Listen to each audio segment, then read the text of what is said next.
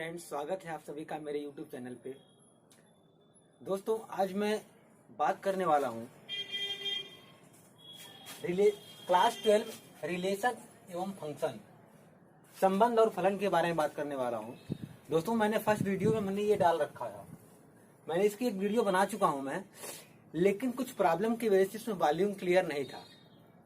इसीलिए मैंने डिसीजन लिया कि अब मैं हर एक प्रश्नावली का जो है सॉल्यूशन दूंगा आप लोगों को, जिससे कोई प्रॉब्लम क्रिएट ना हो। ठीक है, तो आज हम सॉल्व करेंगे प्रश्नावली ए के, ठीक है, संबंध एवं फलन क्लास 12 का। ठीक है दोस्तों, इसके लिए हम बुक का इस्तेमाल करेंगे, जिससे कि हर एक क्वेश्चन जो है हम देखें और उसका सॉल्यूशन दे आपको। ठीक है, तो फिर चलिए फिर देखते हैं। तो दोस्तों, प्रश्नावली 1A का पहला क्वेश्चन है, इसका पहला क्वेश्चन है, पूर्णांकों में संबंध R इस प्रकार परिभाषित है।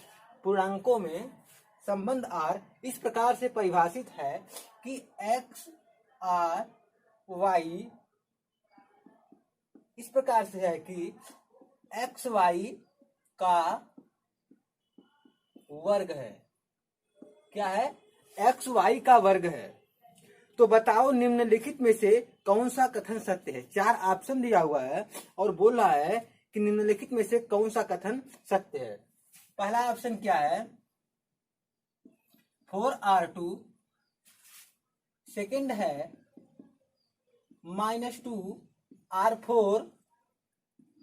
थर्ड है 3r9 एंड ये जो फोर्थ दिया हुआ है 9r3। ये 4 ऑप्शन दिया हुआ है और बोल रहा है कि rxy जो है x y का वर्ग है, तो इसमें से कौन सा आंसर जो है सही होगा। ठीक है दोस्तों, फिर इसका हम सॉल्यूशन देखते हैं कि आखिर में इसका आंसर क्या होगा। हमने पहले वीडियो को बता चुका था मैं कि ये कार्टेशियन प्रोडक्ट से निकला हुआ है, इसको हम x मानते हैं और इसको y मानते हैं।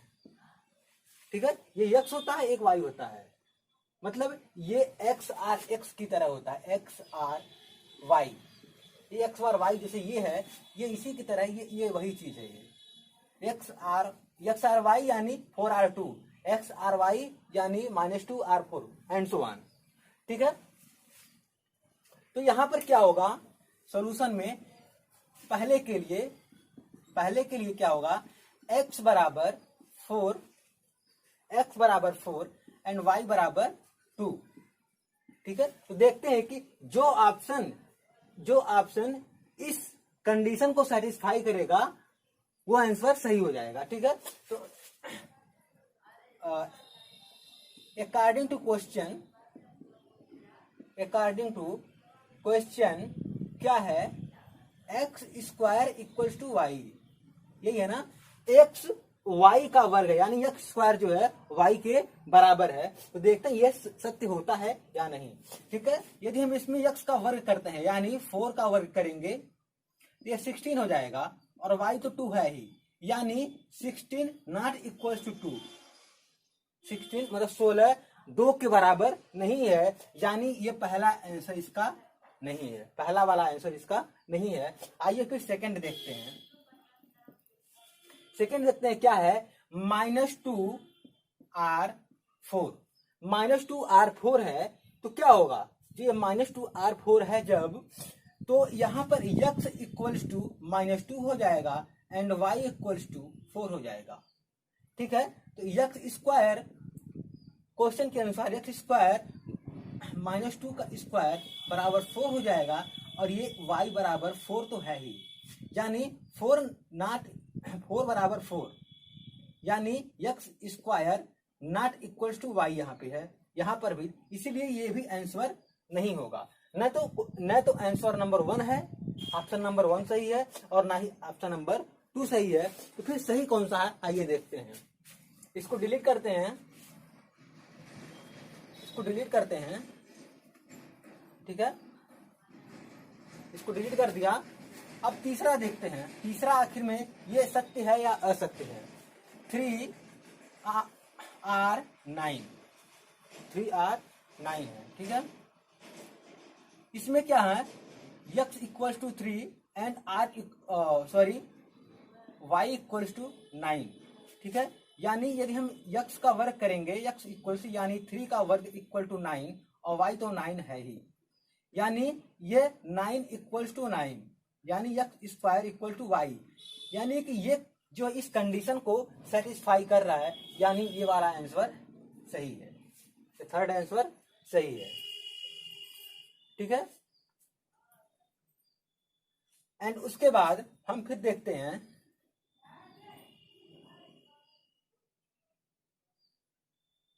हम 4 के लिए देखते हैं कि क्या ये आंसर सही है या नहीं।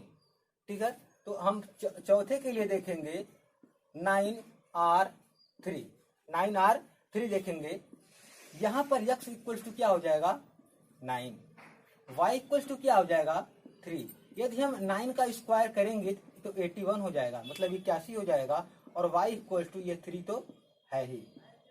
ठीक है, जिसकी वजह से मतलब क्या है, यहाँ पर x square not equal to y यहाँ भी है, इसका मतलब ये वाला भी सही नहीं है, यानी ना तो ये सही है, ना ही फर्स्ट सही है, ना ही सेकंड सही है, ये थर्ड वाला सही है, ये फोर्थ वाला भी सही नहीं है। ठीक है, ये रहा क्वेश्चन नंबर 1। आशा करते हैं कि आपको समझ में आ गया होगा ये चीज। ठीक है,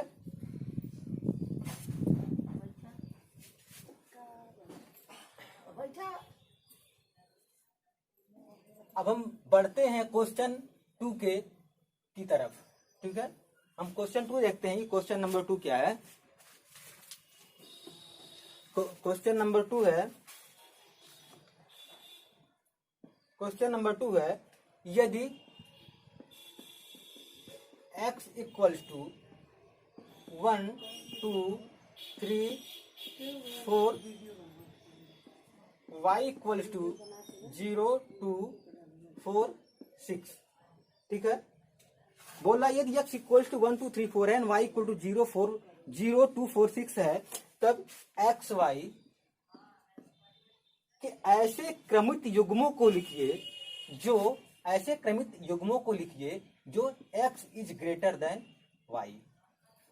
इसमें जो है x y से बड़ा हो ऐसे क्रमित युग्म लिखिए। तो हम सबसे पहले हमें इसके क्रमित युग्म लिखेंगे। इसका क्रमित युग्म लिखने के लिए हमें कार्टेशियन प्रोडक्ट को निकालना पड़ेगा। तो कार्टेशियन प्रोडक्ट के बारे में हम पहले वीडियो में आपसे डिस्कस कर चुके हैं, लेकिन हम एक बार फिर से बता देते हैं, क्योंकि मैं बता चुका हूं, क्योंकि उस वीडियो में वॉइस क्लियर नहीं थी, कुछ प्रॉब्लम की वजह से उसमें वॉइस क्लियर नहीं हो पाई थी। ठीक है, तो कार्टेशियन प्रोडक्ट के बारे में हम फिर से आपको बता देते हैं। जैसे मान लीजिए कि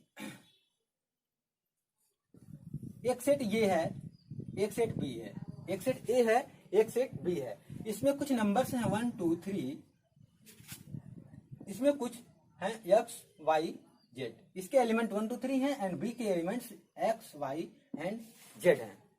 ठीक है, एक्स इसके 1 2 3 है, इसके एक्स वाई जेड हैं। हम कार्टेशियन प्रोडक्ट निकालने के लिए हम यानी कि इसका रिलेशन बनाने के लिए दो संख्याओं के दो सेट के बीच में हमें एक रिलेशन निकालने के लिए ये इसके बीच में रिलेशन देखेंगे, 1 का x के साथ भी रिलेशन देखेंगे, 1 का y के साथ भी रिलेशन देखेंगे एंड 1 का z के साथ भी रिलेशन देखेंगे। अगेन वही काम करेंगे, हम 2 का x के साथ देखेंगे, 2 का y के साथ देखेंगे एंड 2 का z के साथ देखेंगे। फिर से 3 का x के साथ देखेंगे, 3 का y के साथ देखेंगे एंड 3 का z के साथ देखेंगे। ठीक है, यानी हर एक इसमें जितने भी डिजिट्स हैं सेकेंड सेट के टोटल डिजिट से इसका जो है रिलेशन मिलाना पड़ता है, फिर ये कार्टेशियन प्रोडक्ट निकल जाता है। तो इसको हम इस प्रकार से लिखेंगे, यानी ए क्रॉस बी, इसको हम कार्टेशियन प्रोडक्ट को ए क्रॉस बी से डिनोट करते हैं, ए क्रॉस बी, और इसको मझला कोष्टक में लिखेंगे ऐसे।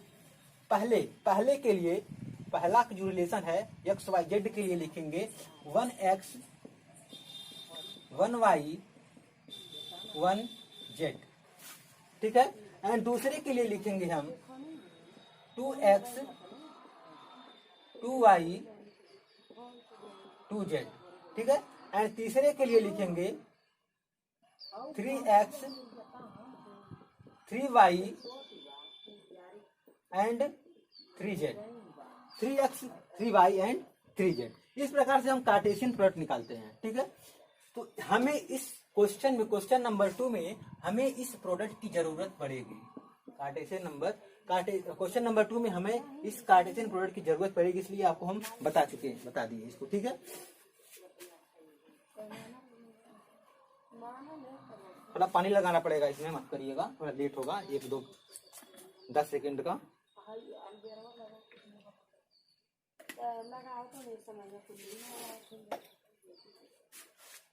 ठीक है,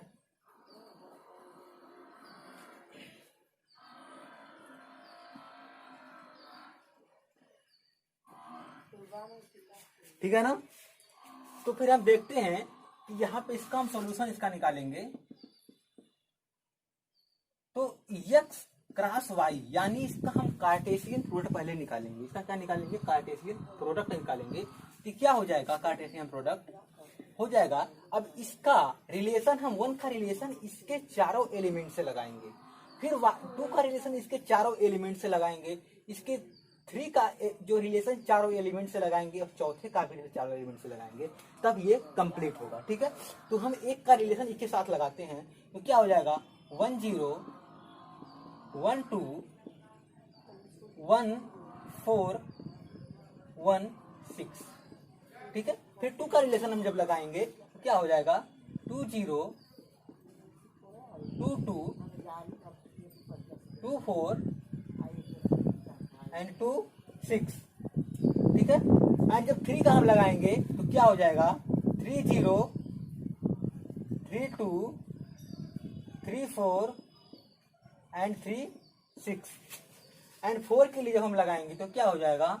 0, माफ करिएगा, 4 0 4 2 4 4 एंड 4 6। अब ये ए क्रॉस बी यानी कार्टेशियन प्रोडक्ट जो इसका निकल गया, ठीक है। ये तो हो गया, आंसर है ये। लेकिन ये बोल रहा है कि इसमें सिर्फ वही क्रमिक युग्म लिखिए जो इस कंडीशन को अप्लाई करता हो, यानी जिसमें x y से बड़ा हो, सिर्फ वही कंडीशन इसमें लिखना है, ठीक है। तो यहाँ पर हम लिखेंगे equals to according to question के अनुसार x if x is greater than y, यदि x y से बड़ा है तब के लिए क्या होगा? ये हो जाएगा 1 0, यानी ये बड़ा है, 0 से 1 बड़ा है, ये लिखेंगे, ये नहीं लिखेंगे, ये नहीं लिखेंगे, ये नहीं लिखेंगे, ये लिखेंगे। क्या हो जाएगा? 2 0 हो गया, ये भी नहीं लिखेंगे। अब ये लिखेंगे, 3 0 लिखेंगे, 3 2 लिखेंगे, 3 4 भी सही है, ये नहीं लिखेंगे, ये भी नहीं। अब ये लिखेंगे 4 0 4 2, ठीक है। ये हो गया इतना, ठीक है ना। अब ये यही हमारा आंसर होगा, क्योंकि ये इस कंडीशन को सेटिस्फाई करता है, इस कंडीशन को सेटिस्फाई कर रहा है, ठीक है। अच्छा, अब देखते हैं कि इसको हम लिखेंगे कैसे, आखिर इसका आंसर क्या होगा। तो आंसर में हम लिखेंगे क्रमिक युग्म, हम लिखेंगे क्रमिक युग्म जो इतना, मतलब 1 0 2 0 इतना को सेटिस्फाई करते हैं, क्रमिक युग्म जो इतना को सेटिस्फाई करते हैं, ये क्या है? ए क्रॉस बी के उप समुच्चय हैं, उप समुच्चय हैं, ठीक है। ये ऐसा हम लिखेंगे, ठीक है ना। अब क्वेश्चन नंबर हम 3 देखेंगे।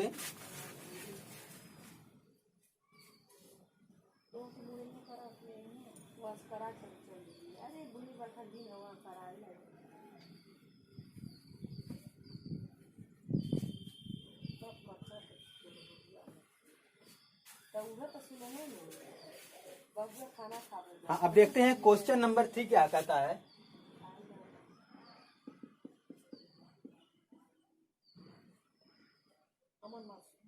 क्वेश्चन नंबर 3, यदि x equals to 2, 3, 4, 5, y equals to 3, 6, 7 and 10। ठीक है, यदि x equals to 2, 3, 4, 5 and y equal to 3, 6, 7, 10 और r इस प्रकार से परिभाषित हैं कि x से विभाज्य, x से y विभाज्य है। क्या बोल रहा है? x से y विभाज्य है, x से y विभाज्य है। और बोल रहा है x is elements of capital X and y elements of capital Y। तो r ज्ञात करो, r ज्ञात करो।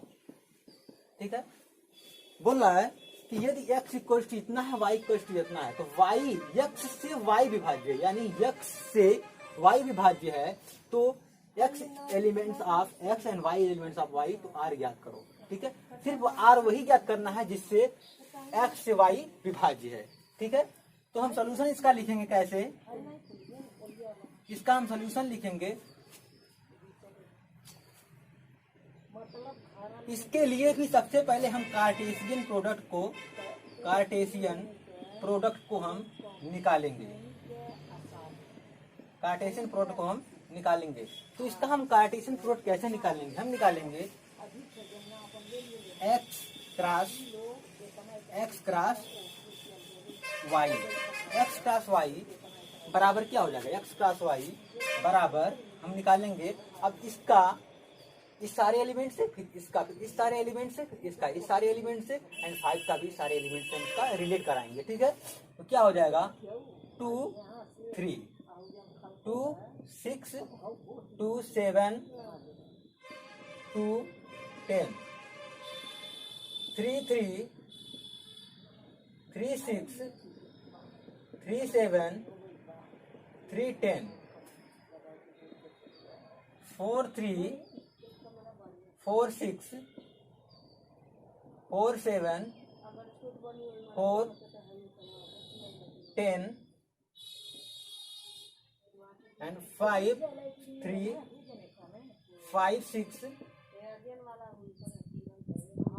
यहाँ बात ना करिए, यहाँ बात ना करिए।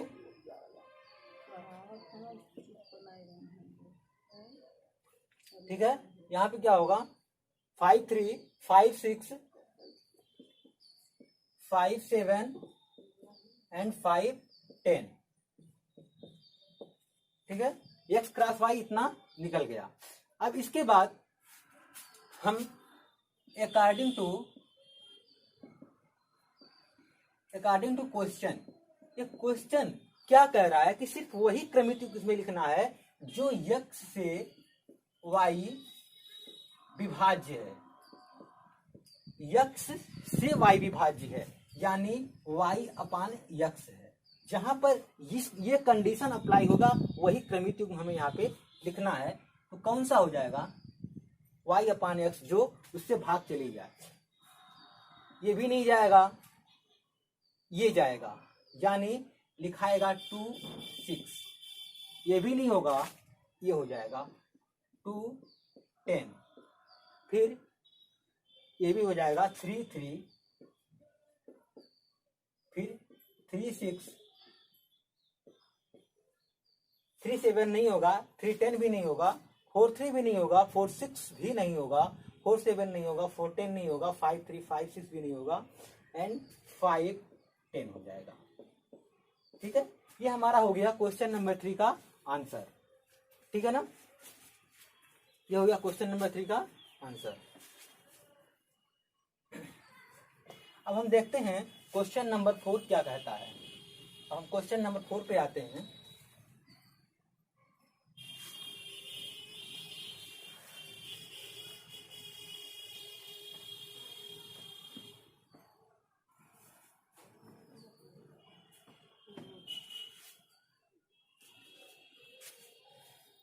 क्वेश्चन नंबर 4 क्या कहता है, थोड़ी मुझे यहाँ पे जाना पड़ रहा है क्योंकि जो है बुक मुझे लेनी पड़ रही है। ये क्वेश्चन नंबर 4 है, यदि x रिलेटेड टू या belongs to 2, 4, 6, 8 and y belongs to 1, 2, 3, 4, तब x y के ऐसे क्रमित युग्म बोल रहा है, x y के ऐसे क्रमित युग्म ज्ञात कीजिए जो x y का गुणनखंड हो। ऐसे x y का क्या, x y का क्रमित युग्म हमें ज्ञात करना है, क्रमित युग्म में ज्ञात करना है जो x y का गुणनखंड हो, x y का गुणनखंड हो, और एक कंडीशन और x y का गुणनखंड हो और x ग्रेटर देन y हो, x ग्रेटर देन y हो, सिर्फ और सिर्फ वही लिखना है इसमें। ठीक है, आइए देखते हैं ये कैसे सॉल्व होगा। इसके लिए भी हमें कार्टेशियन प्रोडक्ट निकालना पड़ेगा, इसके लिए भी हमें कार्टेशियन प्रोडक्ट निकालना पड़ेगा। तो x cross y equals to क्या हो जाएगा, x इक्वल्स टू ये है एंड y इक्वल्स टू ये है। x क्रॉस y के लिए क्या हो जाएगा, ये 2, 1, 2, 2, 2, 3 एंड 2, 4, 4, 1, 4, 2, 4, 3 एंड 4, 4। ठीक है, उसके बाद 6, 1, 6, 2, 6, 3 एंड 6, 4। ठीक है, अगेन फिर 8 के लिए 8, 1, 8, 2, 8, 3 एंड 8, 4। ठीक है, ये हमारा Cartesian product x cross y निकल गया, ये होगा कार्टेशियन प्रोडक्ट। अब जब ये निकल गया, अब ये जो according to question, according to question क्या बोल रहा है, अकॉर्डिंग टू क्वेश्चन क्या बोल रहा है, एक्स वाई का गुणनखंड है, एक्स वाई का गुणनखंड है और एक्स वाई का गुणनखंड है और ऐसा गुणनखंड इसमें लिखना है जिसमें x is greater than y, मतलब x y से बड़ा हो, x y से बड़ा हो, हमें ऐसा गुणनखंड लिखना है। ठीक है, आइए फिर देखते हैं कैसे लिखना है इसको। x y का गुणनखंड हो यानी जो है x में y से भाग चली जाए, सिंपल में कहें x में y, x में y से डिवाइड हो जाए तो हम लिख देंगे सिंपल में। ठीक है, यहाँ पे क्या हो जाएगा, 2 में 1 से चली जाएगी और x जो है y से बड़ा भी है, इसलिए हम 2, 1 लिख देंगे।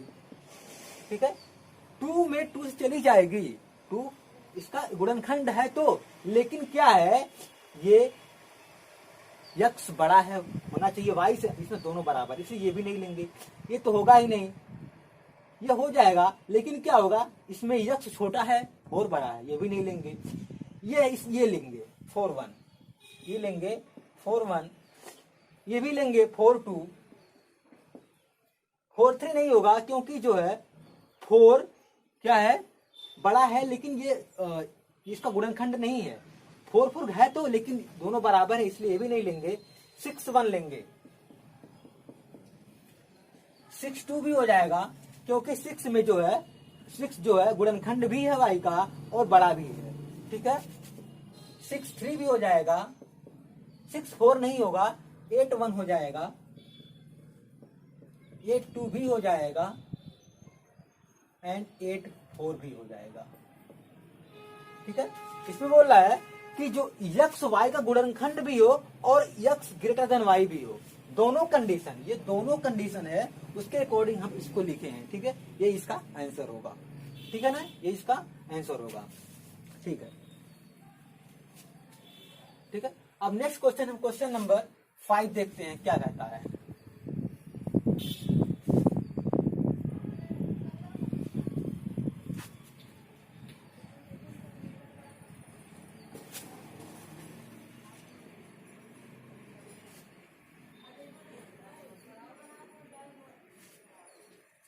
दोस्तों क्वेश्चन नंबर 5, क्वेश्चन जो 5 है ये इस अध्याय का नहीं है, इस अध्याय का, इस प्रश्नावली का नहीं है।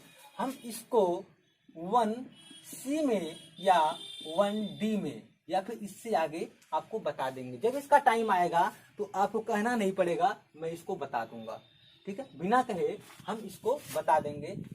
ठीक है, एक का 5वां जो क्वेश्चन है हम ये बता देंगे आगे। ठीक है, आइए क्वेश्चन नंबर 6 में चलते हैं। जो क्वेश्चन नंबर 6 है, क्वेश्चन नंबर 6 क्या कहता है, वास्तविक संख्याओं में एक संबंध R इस प्रकार परिभाषित है कि एक्स आर वाई क्या है, 2x + 3y इक्वल्स टू 4 है, 2x + 3y इक्वल्स टू 4 है। तो बताओ निम्नलिखित में से कौन से कथन सत्य हैं। ये क्या है, ये एक कंडीशन दे रखा है, एक इक्वेशन दे रखा है और बोल रहा है 4 ऑप्शन दिया, सॉरी माफ करिएगा 4 नहीं 6 ऑप्शन दिया हुआ है और बोल रहा है कि इसमें से कौन कौन से कथन सत्य हैं। 6 ऑप्शन कौन कौन से हैं बता रहा हूं मैं, 1 2 3 4 5 6 ये हैं। दे रखा है 0R1 1R2/3 2/3R1 0R4/3 4/3R0 1/2R1 1/2R1 ये दे रखा है। ठीक है, अब ये बोल रहा है कि इस कंडीशन में इस इक्वेशन को रख, इस इक्वेशन में इस कंडीशन को रखिए और बोलिए कौन से इस इक्वेशन को सेटिस्फाई करता है। ठीक है, फिर हम देखते हैं कि हम सबसे पहले देखते हैं पहला क्या है, 0R1। ठीक है, इसमें x = 0 हो जाएगा और y = 1, जो कि हम जानते हैं x = 0 y = 1। अब इसको हम इस इक्वेशन में क्या करेंगे, पुट करेंगे। ठीक है, तो क्या हो जाएगा, 2 × 0 + 3 × 1 = 4। ये 3 = 4 ये जो कि नहीं हो सकता, इसलिए ये नहीं है। यानी पहला ऑप्शन है इसको सेटिस्फाई नहीं कर रहा है, इसलिए आंसर नहीं है। ठीक है, एंड फिर सेकंड देखते हैं, सेकंड क्या कहता है। सेकंड वाला बोल रहा है 1R2/3 1R2/3। इसमें x = हो जाएगा 1 and y = 2/3। x = 1 and y = 2/3 हो जाएगा। तो क्या होगा,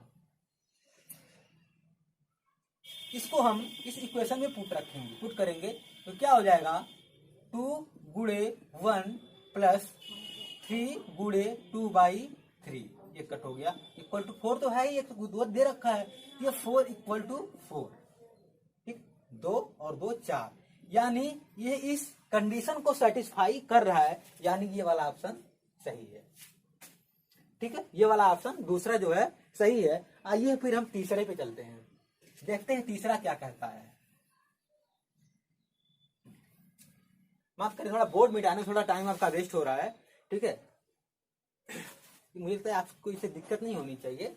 ठीक है, एंड थर्ड क्या है, 2/3R1। यहाँ पे x = 2/3 हो जाएगा एंड y = 1 हो जाएगा। इसमें हम पुट करेंगे तो 2 × 2/3 प्लस y × 1 = 4। तो दे रखा है तो क्या हो जाएगा, 4/3 प्लस, ये माफ करिए 3 है, ये 3 इक्वल टू 4, ठीक है। ये हो जाएगा 13/3 जो कि नॉट इक्वल टू 4 है, इसलिए ये वाला भी ऑप्शन सही नहीं है, ये भी ऑप्शन सही नहीं है, ठीक है। अब चौथा पे ट्राई करते हैं कि क्या चौथा इस इक्वेशन को सेटिस्फाई करता है। चौथा जो ऑप्शन है क्या इस इक्वेशन को सेटिस्फाई करता है, अगर इसको संतुष्ट करेगा तो वो वाला भी आंसर सही होगा, ठीक है। तो फोर्थ क्या है, 4 वाला है 0r 4/3, 0r 4/3 है, ठीक है। यहां पर क्या होगा, x इक्वल टू 0 हो जाएगा और y इक्वल टू 4/3 हो जाएगा। x equal to 0 and y equal to 4/3 है, ठीक है।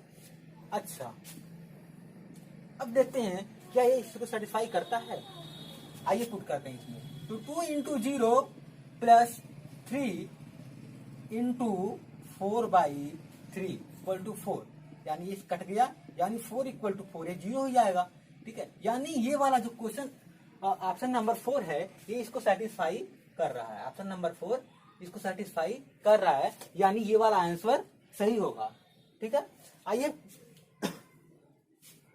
अब देखते हैं फिफ्थ, पांचवा देखते हैं क्या इसको सेटिस्फाई कर रहा है या फिर नहीं कर रहा है, ठीक है। तो पांचवा क्या होगा, पांचवा है 4/3 r 0, यहां पर x इक्वल टू 4/3 हो जाएगा एंड y इक्वल टू 0 है। तो हम इस x और y के वैल्यू को इसमें हम पुट करेंगे, ठीक है। तो क्या हो जाएगा, 2 into 4/3 plus 3 into 0 equal to 4, ठीक है। ये क्या हो जाएगा 8/3 प्लस 0 इक्वल टू 4, ठीक है, जो कि नॉट इक्वल टू 4, ये 8 के बराबर नहीं है, इसलिए ये वाला भी आंसर सही नहीं है, ठीक है। फिर देखते हैं कि क्या ये लास्ट बचा हुआ है छठा यहाँ पे देख लेते हैं कि क्या ये इस इक्वेशन को सेटिस्फाई करता है। देखते हैं 1/2 r 1 है, x इक्वल टू 1/2 हो जाएगा एंड y इक्वल टू 1 हो जाएगा, ठीक है। इसमें पुट करते हैं तो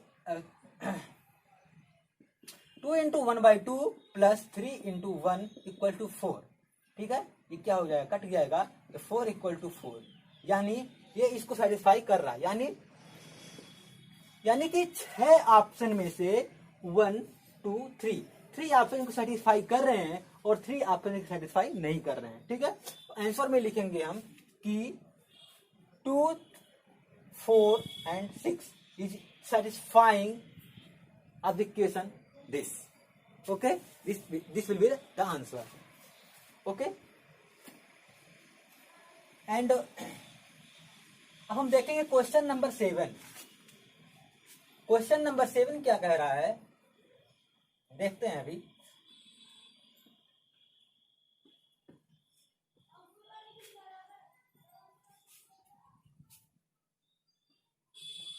क्वेश्चन नंबर 7,